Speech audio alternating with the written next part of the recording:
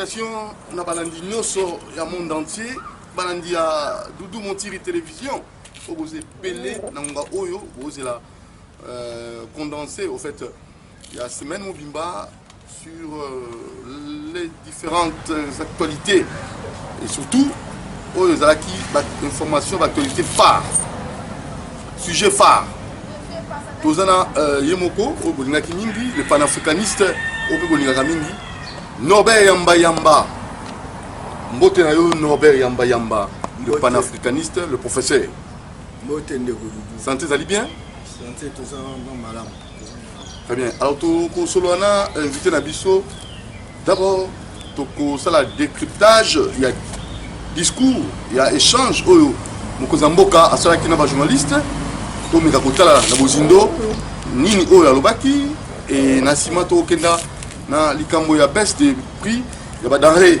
la première nécessité to kotala fek aza kotelemela hein okita ya prix pour la nini il faut quoi il faut nécessairement négociation la fait to kotala passer aux populations za nango to kosola lisusu makambo oyo etali justice à Mokana biso 61 après l'indépendance donc au mituna est-ce que tout d'abord que les besoins tout kozonga sima et pourquoi pas pour que na bozino na panafricaniste ou pas que cela y a analyse pour na Mokana biso ko joli panda wana 61 après mino to sey ko sala auto que les bosso 315 ans déjà depuis Kimpa Vita Tikabiso les alaki le 2 juillet oyo to kanisa qui est lisusu Jeanne d'Arc d'Afrique Kimpa Vita to solango na professeur Norbert Yamba Yamba alors qui rapidement na discours mokonzi mboka échange oyo asalaki na ba journaliste le 30 juin na évité ndenge nini omona kango na mwa makambo susu le mama na kati ya discours na ye kambo ya Vital Kamerhe oyo aza un homme sincère un homme honnête likambo ya vaccin mokonzi mboka lobi azo la vaccin oyo mi bale koya et na évité est-ce que la population ils ont qui vaccin déjà est-ce qu'il fallait tous la carte deuxième vaccin au Mokonamboka quand il a tourné une pensa dans le Boka yo pour un discours à Mokonamboka na likambo ya Kagame ou batu muso baki mais pour la nini pour ça l'échange d'accords commerciaux à Rwanda tête à tête wana après ça qui peut justificatif na nini yo zali koloba décryptage na yo pour un échange wa bon merci Doudou merci na ndenge oye lisusu poto solo la makambo Italie ekolo problème est lié à discours à président de la République. Conférence de presse, il y a président de la République. Tuninga, les habitants Misato, il y a les Vital Kamerhe. Mais là, il y a Babino, il y a le président Zoloba qui est vital, Aza honnête, et puis Aza correct. Mais Aza Bolo. Et puis Aza Bolo. C'est qu'à se contredire. Là, on a une ligne vraiment. On a nous faire comprendre qu'on a biso. Relation, il y a président de la République. Na muninga na nande konaye. Na n'importe qui. Et Nico Bateki, parce que président lingi mututel. Parce que le président a une appréhension et un tutelle. Et donc, le président a respecté la mission, il y a une institution, La justice est indépendante. La justice est indépendante. Certainement que pour le président de la République, Vital Nandega Ibelié, a un homme correct. Et le président Souka Kiwa Karate. Habitant Makamboane Bimi, Makamba 100 jours. Kabaranda Gouana, président Tunagi Vital Kamerhe. Abi makambo omoni yango ndeni. Est-ce que côté la biso, abi tete kutu. Vital biso te. Abi bon dans ces conditions, justice ça musala. Justice peut ça musala. Batu nous peut pas y résultat ya musala justice. Est-ce qu'il fallait président qui n'est pas justice abi bokanga été parce qu'il y a ça correct? Ah non, mon cher ami, on ne peut pas vouloir une chose et son contraire. Nathan Otolobiki, nous avons connu un régime Yaba, homme fort. Nous avons connu un système de copinage. sikoyo totia makambo na mulongo certainement kazaki directeur ya cabinet ya président de la République certainement que le président aza na pasi oyoka même ndenge azolobela yango donc aza na pasi aza na affection pa moninga na ye pa ndeko na ye basali na ye batamboli na ye basali baléance na ye mais akoki jamais kokende pas justice abi non bokanga ye te bosala po bosala rien parce que déjà ye moko alobaki abi ye aza na problème kuna te biso baso tolandaki procès wana ezalaki procès public etc. Tokomi na ba résultat le président regretté yango na niveau tokomi nango mais il ne peut pas non plus se contredire abi état de droit batali boso ba wolobaka bato oyo o bazo loba papa maro na problème etali vaccin babi non président azoloba une chose et son contraire asa se contredire tantôt alobi aza confiance na vaccin wana te azozela mosusu et pourtant ministre santé azosenga bato bakende bazosala vaccin kozala confiance te eli koba te ke vaccin eza mabe c'est vrai que soki olandi mindele bango moko nde bazolobela makambo ya vaccin wana banitisa ntango mosusu ezobangisa on dirait mais pourquoi on dirait bah pouvez nanu yango ba malamu te parce que nalanda ngi docteur moko boye spécialiste makambo etali ya virus wana abi on ne peut pas kosala vaccin en pleine pandémie kake bandi boye donc nanu ba pouvez pena malunga te bakosala yango virus nani vaccin te et puis AstraZeneca balobaki yango babi non n'a pas prouvé te et président de la République alobi non il émet encore un peu de réserve na ndenge ezolobama et puis basali obligatoire te balobi te ke mutu nyonso akende obligatoire parce que okei te bakangi yo non nga ndenge naza na vaccin te et donc mutu na mutu akei na ndenge na ye c'est vrai au regard ya bato nde bazokufa etc. Il faut que le président de ça les gens veut vaccin. Tant que la Chine ou la soviétique place le vaccin on est en malade on déplace tout au jour là et le bami spécial on va comme belé ils ont malade donc il y a le contraire il en tant que mout à émettre réserve. Parce qu'on va dire en tant que numéro 1, pourquoi à 5 ans tous les son deuxième vaccin. Bon, les États-Unis, le pays le plus démocratique. Est-ce que vous que même président Biden y est mort pas question et obligation. Bon, combien de bateaux, même là, approche le président la Covid. Alors, il faut montrer sa courage, pour ça se sauver à Kenya. Il va voir le résultat. Même maintenant, on est sur ça, les Manabapoto, dans la France, aux États-Unis, tout ça. Et mort, peine la présidence, c'est trop. Et c'est la présidence, il faut trop. Intervention, il faut vraiment, mort, la présidence, c'est trop. C'est trop. Entre-temps, ils ont Covid. Ce qui est là comme souci n'a évité, mais le président a aussi responsabilité. Il y a mon poche, etc. Ça les passe. Il s'est même en insécurité parce qu'il y a des virus placés dans le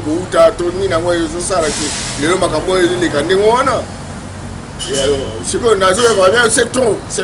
Donc, il y a un comment tout ça, la simplicité, le raisonnement,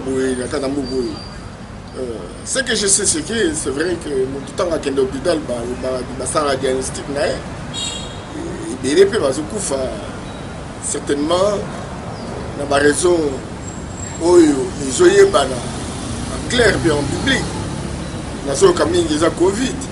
Et puis, il y a panafricaniste, certainement que na sepela mingi na bakisi ya libanda te na sepela mingi ya vaccin ya libanda te mais lelo oyo c'est prouvé effectivement que virus est amis. Et puis ce qu'on allé au salon enquête, la plupart des bateaux pouvoir, tantôt ok, babatanga, tantôt baza toujours en public, baza occupé certains gestes barrières, distanciation, tout ça. donc il faut quand même tous à la prudence, c'est très important, tous à la prudence parce que mon la cause virus certainement qu'ils ont un virus moi bazo se fabriquer dans le laboratoire mais le virus sur les autres tambours moi bazo comme moi pas nani na aussi ça va fréquenter mais est-ce que c'est pas pour autant que tous sont à disposition de telle sorte qu'à tailler tout mécanisme pour résister parce que bango na souci na bango donc tout aussi là mais le corps là climat la vie saison permettre alors que bon net le quoi saison sèche et ça malili. Il faut faire beaucoup d'attention parce que tout ça en saison sèche. Il y a un malili trop. Namo inde yo zomona donc tam so fa pas pam. Ba virus okufa. Mais si vous les a malili. Faites attention.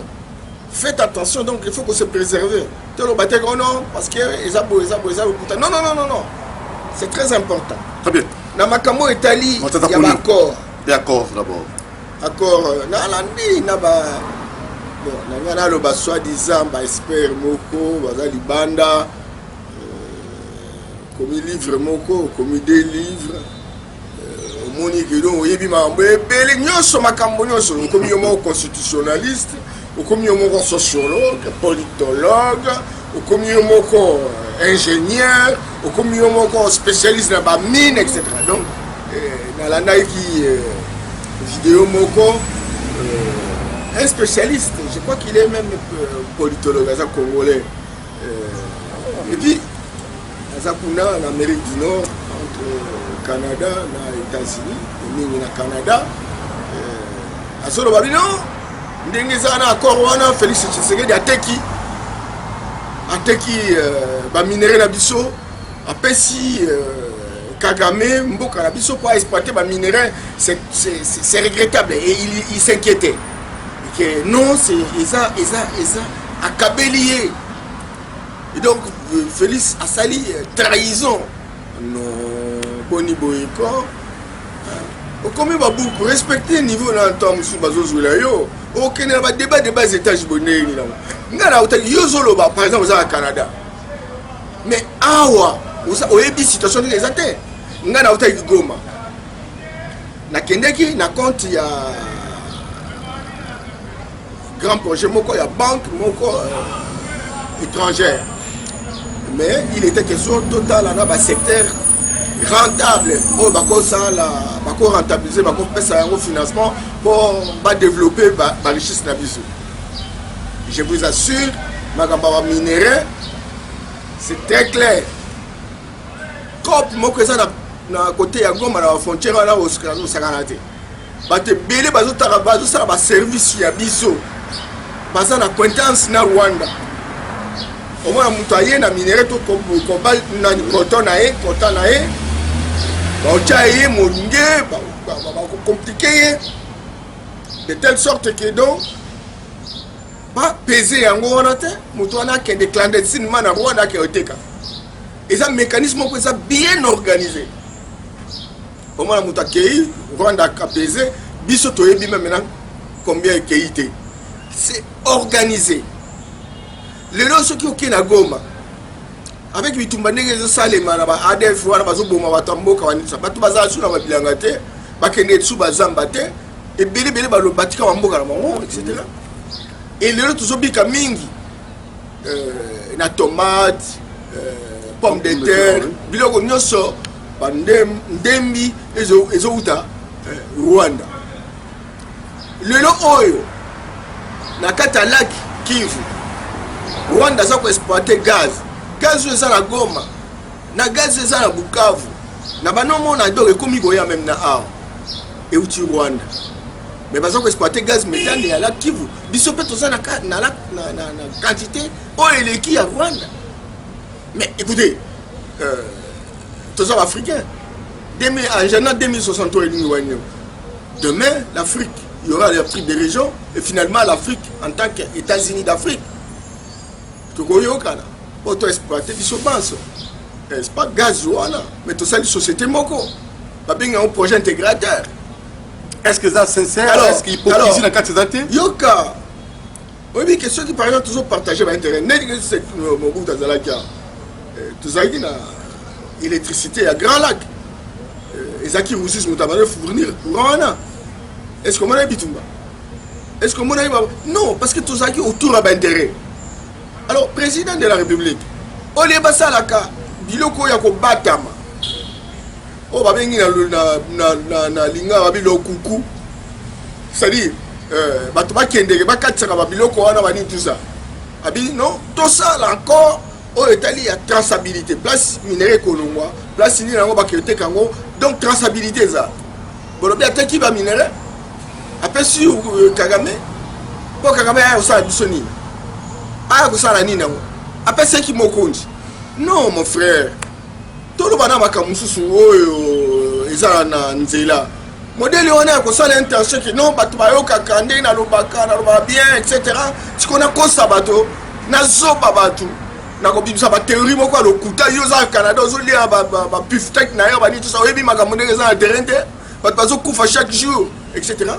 Ozo mitu na même na ko mitu na te o komi ko kosa bato kosa. Pour Batonio, pas comprendre que c'est des Azarabi au Samsarate. Et ça bien été.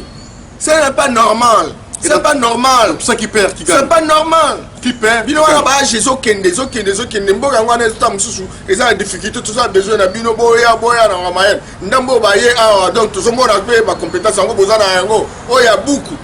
Mais ça compétence pour mboka se transformer. Le problème est allé à ma tête.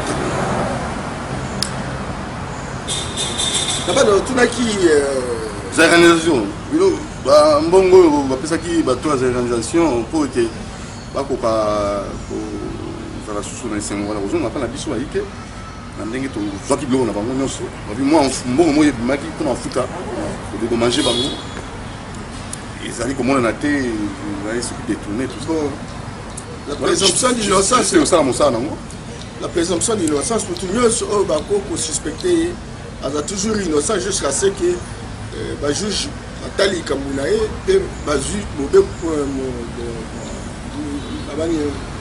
la justice soit faite. Que la justice soit faite. Donc, ça Mikano na yango yango ne to boyeba. Je pense que la ça là, na commentaire et ça procédure. Alors on dit à ma benne modèle au Sénat nga bandi et ça modèle mo bien ti. Mais ça en vacances. Certainement baza en vacances mais le problème à liboso ezalaki o ba on ba boyaki webi nazo juriste te mais na meka quand même na kozala culture juridique webi ndenge ba parlementaire baza na droit ba critiquer gouvernement parce que ça musala bango mais la cadre musala bango ceux va critiquer ba ni tout ça ba ko kanga été et puis ceux va siéger pas ba lever immunité parlementaire pour avoir un boya yango. Mais ce que c'est question il y a droit commun, infraction à droit commun. Tom tabomi mutu. Donc bino sangani na kata parlement na Sénat bino malgré bomi mutu akoko sambate. Est-ce que c'est normal? Est-ce que c'est vraiment normal? Yango mon président de la République. Alors ba écoute abi modèle la mafia modèle oyo. Na ba institution nyonso. Hein? Et ça passe. Donc, tout ce qui est là, la justice, ça ça na ye. Ma tata Zaki Libanda, tango IGF, alobali maramunaye, awa, etc. Tika qui voyage na ye, aya kabino, pour ma crédibilité, tika nana qui est la justice. Et manda boni le loyo, ba parler ba sénateur ba boy babino, toko longola immunité. Est-ce que vous sauver ou bien vous créer haine à la population vis-à-vis na ye? Donc pour non, il fallait bâtir à Kende la justice comme il y a mon cas sur le babi à Ebili Kambouté. Et donc à clarifier en haut. Mais le haut, nous tenons ça comme au babi dans le Sénat. Donc bango wasakuna ba ebinde ba sakana mukili na mboko yo ba ebinde ba zoazo ba biloko. C'est pas tout le monde. Et donc c'est pas tout le monde mais sa conclusion générale sur base de la majorité statistique. Et donc si le quoi bayebi que moko a sa responsabilité alors baza ko se sauver entre bango omoni siko conclusion moko ebandi kokota wana ntango mosusu mpe na bao baza bainocent bakoti na nzela wana yango omoni il faut président Mbadi azala vraiment un bon père de famille. Un bon père de famille, parce que ce pays a connu beaucoup de difficultés. Mboko yo basasi yango ko sasa. Mboko yo eza moins eza plus pauvre. Plus pauvre. Bate belé baza kata mboko baza plus riche que mboko. Et donc, j'allais dire le peuple congolais, ça c'est évident. Et donc aïe bandeni nango en tant que leader ya Sénat. Oui, bah, orienter le débat de telle sorte, ne serait-ce que pour justice Samsa na yango, bah quoi quand on dit parce que bah fomenter tout les camous non, ça va moni vous a libre, et bah quand on va DPDG na 100 jours, à un moment donné, bah libérer qui va monter, bah ça il va examiner, bah non, pas ça raison, bah quoi qu'on a bolo voté, ils ont été libérés, ils ont purgé la peine qu'il leur fallait. Donc, sincèrement, la population absolument. La plupart des personnels politiques qui sont dans les institutions, les personnels politiques contribuent à la dégradation, à la démolition, à la déconstruction, à la destruction de mais tout ça a besoin d'engagement, de telle sorte que tout est liboso, tout ça a souci. Et vous ne pouvez pas continuer à narguer la population modèle. Sinon, alors, si la crise est en incubation, un jour elle va exploser. Et là, c'est pas normal. Alors, 315 ans, Timpan Vita, le 2 juillet, Jeanne d'Arc d'Afrique. Un mot. Non, Yaya qui m'invite à place à Sali. Certainement que tout toujours mon a été, mais il y a un bon mot. Les morts ne sont pas morts. Ça, c'est notre culture, ça, c'est notre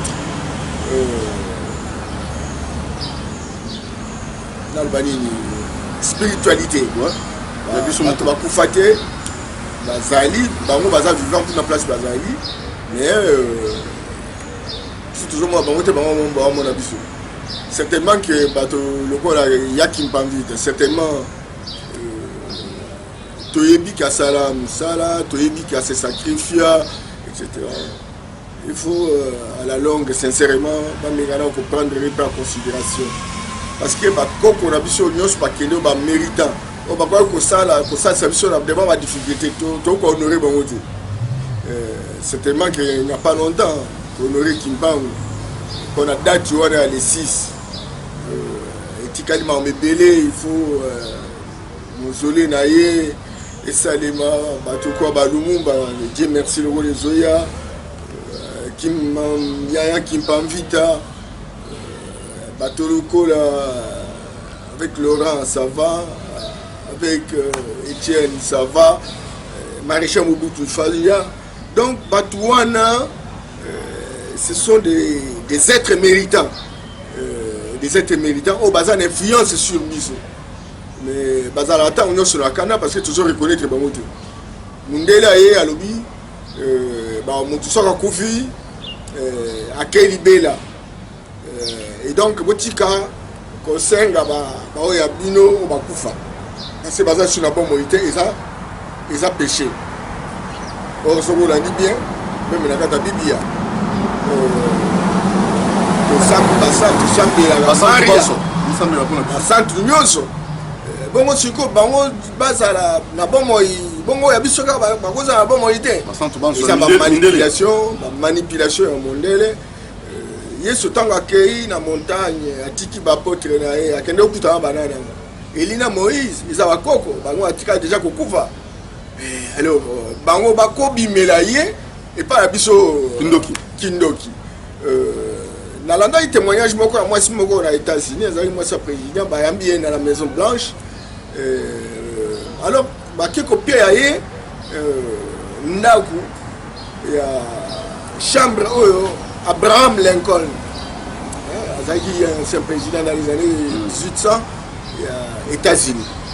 Abraham Lincoln, azaki hyper intelligent, azaki mutumoko un être supérieur, un esprit supérieur. Or esprit supérieur na bango ne ba sakisa bango na ba solution ba problème. Moi si on a la butu aoki mutazo toki et puis bon finalement ayeko fungula ayeko kutana na Abraham Lincoln. Et puis après a disparaître. C'est Abraham Lincoln. Parce qu'elle a là qui n'a champion. Na tongo ta baké na déjeuner on a président. Abi talangai na ta makambo ya moni lelo na kutu. Na zolenga kutu. Président oli ekuta kamwa. Que ndeni na ngo lobi bo mona ndeni te alobi mutu wana chaque fois aya kasoko monika moi likambo ezala katambuka awa ayaka na il est très agité ko la calme place azate et yango na moni ayaka mais ça problème ti c'est que batu wana baza contact na batu na bango bakufa alors biso siko ya biso donc tous en contact na bango ti non biso siko yo babi kisimi donc faut siko to mekana ko sa makambo oyo ko permettre biso ya solo na bato baza bomo yo tozo mona bango na bato baza bomo tozo mona bango te biso banso tozo elongo to mekana ko sa l'échange et comme ça ndé toko sukambo kala biso so antenne après l'indépendance zoko tango mais visite privée à Laurent Gbagbo et pas à Bemba Jean-Pierre Bemba on a invité un mot par rapport à cela et aussi Kenneth on a invité panafricaniste à Zambie un mot à Potoko Tanabamo en 61 après l'indépendance. Non mais Laurent Gbagbo azamoko ya mwana somi en Afrique longola ka na pouvoir na mindele to ba pesa moto oza l'intendant pour bango président wa sikoyo mais azala toujours na posa pe andim sepela mingi pour na déclaration wa sala qui dernièrement pour Jean-Pierre Bemba. Et donc, ils ont construit une amitié. Et ce sont des Africains. Ceux qui se rendent visite, ils ont m'habité, au contraire, pour encourager en haut. Et moi, je suis très heureux que ça rendrait visite. Et ils aient un mot. Parce que Jean-Pierre, comme Laurent Gbagbo, dans la prison, dans la paix sur l'Africain, je suis belé au basé dans la prison. Parce que dans ma coquille, et de temps en temps, même quand on a lié pour qu'ils aient à la prison, ils ont dit que malgré malgré c'est pas mondé. Et donc, Mazala qui est toujours ensemble. Et même au Yokaki Jean-Pierre Tango à Bimaki, je ne vois pas pourquoi Babouati Tikala la prison. Parce que un problème où il y a vraiment où Babou Kangaï la prison, il fait Bima. Et alors, Tala Kaka, ils s'insinuent mutuellement. Beaucoup de gens ont bien au contraire. Ça renforce les liens aux habitants africains et qu'ensemble, Namoni qui est au Moko. Bon, en Tanzanie, vous savez, Tanzanie, Zambo Kamoko, Béni. Et puis, ils sont très très avancés pour la recherche de la solution africaine. Tant que vous avez une indépendance, au-delà, il y a qu'à réunir Zanzibar et Tanganyika, pour passer à la Tanzanie. Président Liboso, Zaki Julius Nyerere, Salaki Manso pour un système politique où ils allaient fondamentalement africain. Certainement qu'il fallait qu'on adhère à l'obédience internationale, tant qu'on est capitaliste, libéraux, communiste, socialiste, etc. Mais il y a un socialisme africain. La base n'a pas été au diamant.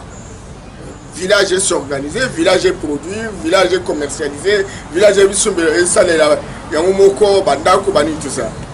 Certainement que ça n'a pas continué, mais en tout cas au diamant, ils ont un système fondamentalement tiré la culture nabiso, la réalité nabiso. Et depuis lors, on dit que c'est une stabilité vraiment en Tanzanie. Il n'y a pas longtemps, John Magufuli, maladie, tantôt Covid, tantôt crise cardiaque, etc. toyokaki malamu ki ndeko wana bapiaki 27 millions pour travailler dans le cadre ya Covid, mais c'est pas là il en hauteur parce qu'à mon avis il y avait moyen au lieu que ça le confinement l'économie que ça ralentir et donc crise économique à quasi il faut donc continuer dans l'économie. Il faut qu'on soit la précaution na bakisi na biso matiti na biso to melango ya moto etc parce que loko wana ngo bomba biso te to mesana na ba malaria na mboka na biso tala akufi na ba condition moko très louche le oyo ketaye. Moi je pense que ça quand même ligné quoi ligné la recherche ya ba solution africaine. Imaginez-vous avec Julius Nyerere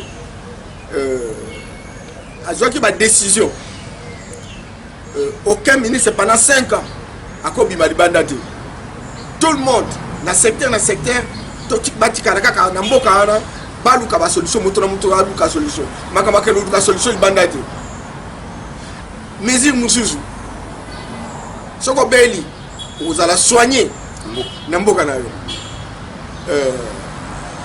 Mangufuli il n'y a pas longtemps aye asali kandingo wana ndenge moko to mona ba Thomas Sankara au lieu baza ba limousine ba mituka mine no yozo coûter cher ba zu Renault tu vois et donc sincèrement il n'y a pas solution de gonanga oyo ko sala ki le tolonga na bombo yo ceux qui par exemple to zui ba disposition pour la richesse na biso te ba biloko ya biso ya bokoko na biso te. Par exemple, au Tali, hôpital Ngaliema, au Tali, la Quinoise, au Tali, hôpital de Kinshasa, ex-Mamayem, voilà, bon, au Tali, hôpital à Kitambo, ils ont qu'un petit fait. Ils ont qu'un des. Mais tant qu'on a l'hôpital où ils allaient, SMK, centre médical CMD, centre médical de Diamant. Au Kouta par exemple hôpital au Kaba AG il y a des chinois donc quand hôpitaux oh il y a des étrangers y compris dans le ministère nabiso même dans l'institution nabiso banzo baza na contrat kaka na hôpitaux wana mbongo nyoso bazo pesa kanisa na donc consultation pamba oza futa $80 baza kozwa combien ba contrat nyo so aboko na bango aucun contrat même maintenant hôpital de Kinshasa to hôpital Ngaliema c'est quoi c'est dire quoi alors c'est quoi sincèrement mbongo bango bazozo ngo bazo bimana ngo libanda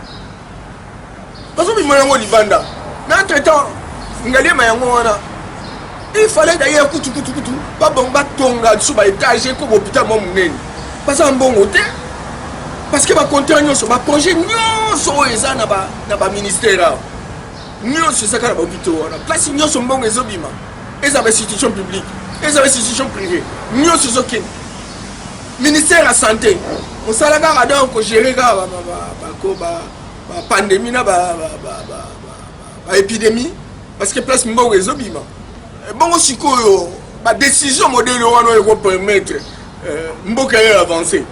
Ne serait-ce que na Inde, c'est à tous les niveaux. Vous parlez de mais dans le niveau il y a bien Rolia, la bien Romela, le tout mais Bilamba, on a rien, c'est partout. Tout ça on dirait na ba kela si yabana, on dirait des gestion penza. Et ça passe après tout ça la passe donc 61 ans après c'est peine perdue quoi. 61 ans peine perdue. Comment serait-il possible? Oui bien, dans mon culot, ce qu'on dit, c'est que pays est indépendant. Ils ont 4 attributs de souveraineté. Il y a l'Iboso et sa sécurité. Ce qu'on dit pays, ils attendent ce que ça la recours dans l'Ibanda pour assurer la sécurité. Il y a une souveraineté. Il y a une indépendance. Souveraineté, il faut assumer totalement dans Banamboka. 2. Je vais à santé. Santé. Ce qu'on me dit, oh, dit qu'on peut ça les mieux, tant que médecine tropicale. Oh, tant que na Inde. bakonzi bango moko donc bahôpitaux basali yango bango basanyaka bango yango awa te akufi tel na Belgique akufi na France en Afrique du Sud en États-Unis na Inde etc. Mais bahôpitaux ezali awa mpo na nini bokobongisa yango te mpo na nini te 3 ezali makambo etali éducation système éducatif tala nanu combien comptez même ba école à l'état na ba école à privé et puis ba école est plus cher na mboka na biso ka ba école étrangère et puis bano ba konzi bango il faut pas kende ba école wana en défaut ya okele poto tu vois 4 alimentation toliani mboko eza ko recourir toujours na PAM programme alimentaire mondial FAO etc. Encore que ba institution na nyos ba ko na skiver ba zwa biso na boy na mouvement qui donc biso to santi na mogote ko sa biso ba mongo ezobima donc bazoya et bili vraiment ba gérer et puis nous allons laisser la hâte mais biso moko au moins le ministère même les haut la carte de construction la biso agriculture est comme un secteur décentralisé et belé makanisi na bango na bokangalo nini nango so ko la 2000 km bilo bokangalo ba keli abuna d'abord bokangalo c'est un site moko de production agricole ils ont qui ça coûte Kinshasa Kinshasa peut dépasser 15 millions tout ça pratiquement 20 millions en 2030 on a 30 ou 35 millions et alors budget est combien on peut ça ma campagne agriculture c'est 0, et bien 2% on a la terre peut-être que nous sommes à tracteur kaboli député tout ça tracteur recommence à la taxi alors mais comme politique foncière nani yango azana akozwa eteni ya pla ya mabele pour la samsala constitution na ba loi foncière ils ont prévoir nina taba maman maraîcher nyonso ba travailler na ba nzonga na kata vile ya nzinga mais ba maman na nyonso tala kaka baza mikana te jamais akolo na ilala to akolo na mangue to akolo na to limbila etc. parce que bawaya ba nae alors c'est insécurité juridique wana ministère il fallait travailler pour résoudre le problème makambo wana donc ce crédit agricole heureusement que mon conseiller non il faut mettre en place un fonds de développement rural tout ça pour encourager en haut etc. Il n'y a pas que ça, bon, la recherche agricole. Parce que nous sommes tous allés dans le bosso. On a constaté la variété améliorée. Ce qui manioc, tout ça, on a Ibada en Nigeria. On a ça la stage. Dans mon acquis, boutir mon quoi manioc, 15 kilos, 20 kilos. Dans mon acquis, on a boutard côté Rwanda. Pomme de terre. 50 kilos. Donc, et là, on a ce qu'on s'appelle armoko. Alors, je profite parce que nous avons été fait. Mais s'il y a la première nécessité, c'est qu'à voter les mélanges, tout le monde a monté. Donc, on sait que ça va. Bon, le problème a fait que le gouvernement. Pour le bien quitter. Fait qu'il faut. Mon kilo, nous sommes en Décodoudou. Et ça dit organisé. Comme un système. Et dans un système, il y a un sous-système, il y a une composante. La composante, dans un système, il y a une institution publique, il y a une composante. Il y a le président de la République, le gouvernement, l'Assemblée nationale, le Sénat, etc. Composante locale, par exemple, le secteur privé, l'entreprise. Nous avons une entreprise publique, une entreprise de l'État, une entreprise de l'État ou publique, une entreprise privée. Nous avons la société civile de manière générale. Et donc, l'État prenait ça là, la qualité ya kosala la décision kitoko aza na possibilité ya kosololaka na bacomposante mosusu wana de telle sorte que ayoka oyo composante tel mpona problème tel ezokanisa de telle sorte que bameka nanu kozwa mwa décision. Alors na makambo etali ya baentreprise soki par exemple baningi bazwa makambo ya baprix ya biloko ke baningi baentreprise bakitisa biloko etc. L'état aza na rôle ya régulation et baentreprise bango mpe baza na responsabilité ya korespecte baloi ya l'état. Mais pour la décision stratégique modèle ya kokitisa par exemple baprix ya biloko l'état il faut solo là na ba entreprise tant ba solo là ba ko ça la calcul alobi par exemple vous avez importer Thomson vous sombela kawapi transport coûte combien à apone komatina ndako ça la combien ba sali ba calcul à prix de revient parce que calcul à prix de revient ils ont payé ça par exemple 10 000 yo ko chata 12 000. Alors maintenant, ceux qui par exemple montent à l'eau à 12 000, à 30 000 ou 50 000, à travers le ministère de l'économie, à cause de ça, parce qu'ils se sont mis déjà d'accord dans le calcul, il y a prix de revient, il y a bonus, il y a rose. C'est comme ça. Mais curieusement, le problème, on a le président de la République, le Bac non, le ministre de l'économie, à ça, il y a un été. Bengaki, oyo fek po bakutana basi discuter bazotindela bato moko boye oyo ntango mosusu baza na décision te ntango baye base mettre d'accord curieusement bakonzi loko baboyaki koya et donc makambo esalemaki na ndenge bango basipelaki nango te. Le président de la République alobi sikoyo le moment est arrivé peut-être eloko wana esalemi ndenge wana epesi mpe chance discussion esalema mpe bato ya fek bayeba déjà que il faut un partenaire à l'État et partenaire il faut la confiance à Moninga na Moninga. Et donc ce qui est l'État zate moulou yeke yokota. Parce que cette entreprise ils zate biloko yo mona ate nous salé comme on a ate. Donc confiance tu fais ça là de telle chose que mboka qui. Alors l'État peut bon commenter pour produire le PT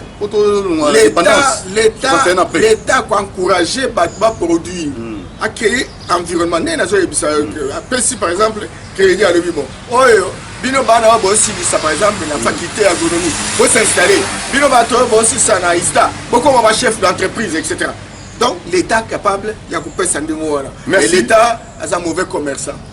L'état a un mauvais commerçant et certainement que tout ça va entreprise le money va entreprise de bazar gérer comme un tu va PDG etc. Il faut encourager. Il y a un moment de réforme à copier par un moment donné ba lukaki ke ba ça la entreprise oyo wane ko ba entreprise commerciale va viser bénéfice et que l'État a gagné quelque chose pour Makambe Salema, na banzela, na hôpitaux, na centre de santé, etc.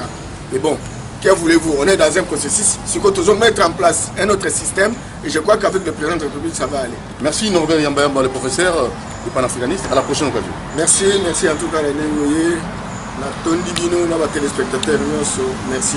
Au Bengayo, le numéro Ako Benganga, tout moment, le numéro 082 00 199 13. Plus 243.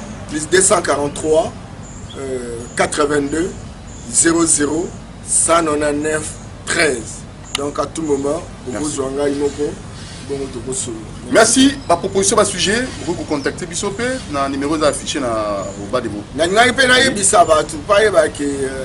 l'université populaire na biso kalamingi tezo fungwa ma place to banda ko former ba congolais ezaba chef d'entreprise ezaba parti politique ezala ba maraîcher ezala ba bino ba journaliste etc. Pour la solution Italie Afrique de comment devenir milliardaire, comment devenir millionnaire. Nous avons la formation parce que tolobi tu as besoin de millionnaire dans le pays. Il y a un misala, il y a un misala, il y a un biloko comme belé dans le marché, il y a un biloko qui 100 millionnaires, 100 milliardaires et le mot est arrêté. bayo bazosala politique bazokende na élite que bakoma ba millionnaire bana bazosala se tromper parce que le bien mal acquis n'a jamais été ne profite jamais. Ne profite jamais. Voilà. Merci. Merci notre invité Norbert Yambamba, le panafricaniste. Merci Namoro Njambe. Merci Naleka Bongo. Abonnez-vous massivement à Doudou Montiri Télévision ou du mieux nous écrire aussi. Numéro on a changé pour comme même na WhatsApp plus 243 89 61 52 634. Mingi ba se penaki siko les opérationnel WhatsApp pour comme la biso na plus 243 89 61 50 634 089 61 52 634 excusez-moi 089 61 52 634 plus 243 les bandes. Ciao, à la prochaine.